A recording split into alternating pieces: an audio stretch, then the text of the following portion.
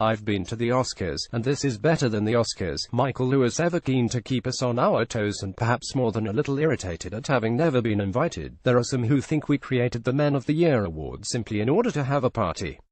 Although the awards dinner formerly at the Natural History Museum and the Royal Opera House before alighting on its current home at Tate Modern has certainly managed to create its own microclimate of celebrity, a place where you might find Johnny Depp talking to Keith Richards, Amy Schumer swapping punchlines with Ricky Gervais, Sir Elton John comparing backhands with Andy Murray, or David E. Cameron, Tony Blair and Boris Johnson wondering if political careers really do all end in failure. And while we obviously know that the collective power of the extraordinary people in the room, try Eddie Redmayne, Emma Watson, Sir Michael Caine, Madonna, Pharrell Williams, Ringo Starr, Benedict Cumberbatch, Sir Patrick Stewart, Kim Kardashian, Lana Del Rey and Led Zeppelin for size add to the luster of the celebration as well as the very idea of the thing itself. We like to think that the awards, sponsored by Hugo Boss, remain a reflection of achievement, a way to acknowledge success in every field, from fashion and film to politics and pop, from literature to sport and from comedy to architecture and back again, applauding supermodels, design icons, photographers, film directors. Somewhere, perhaps in some strange, shadowy parallel universe, Martin Scorsese's speeches drawing slowly to a close, chefs, entrepreneurs and Olympians standing ovations being wholeheartedly encouraged.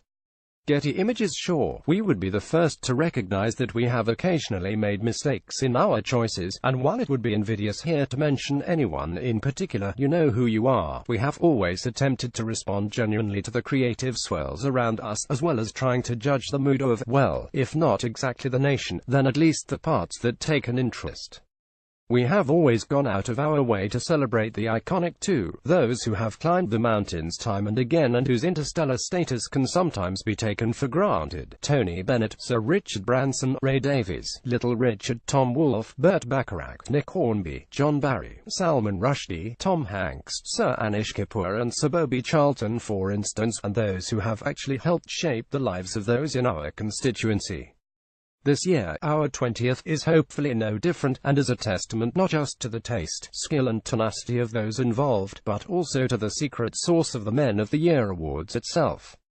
From fashion to film and politics to pop, the awards are a genuine reflection of successes for the event. Well, the acceptance speeches, red carpet tomfoolery, backstage shenanigans, petty jealousies, the arguments and negotiations over dinner placement and the photographs of the outrageous gowns and tuxedos pressed to within an inch of the lives would fill a book.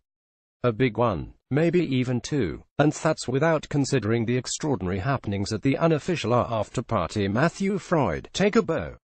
How shall we remember the GQ Men of the Year awards? Probably by the small things, the things that we still talk about around the metaphorical water cooler, the second-degree wife of a first-degree star demanding a limo with bulletproof windows to drive her the 200 meters from her hotel to the venue. What did we do to get her the car?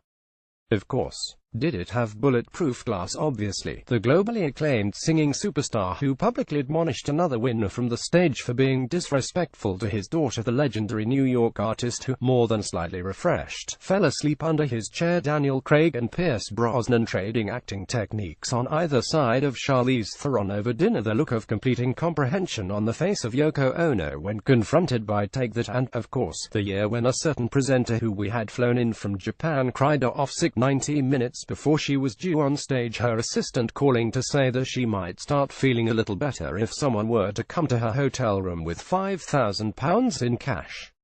My own favorite MOTY memory is the year I faced a stand-up row with Harvey Weinstein after I had the audacity to trim his acceptance showreel by 30 seconds. Hell, he still turned up the next year. And even sent me flowers. Anyway, congratulations to all our worthy winners and thank you to our host this year, all our wonderful presenters and especially to our events director, the perennially incorrigible and unflappable Michelle Russell. Happy birthday, MOTY.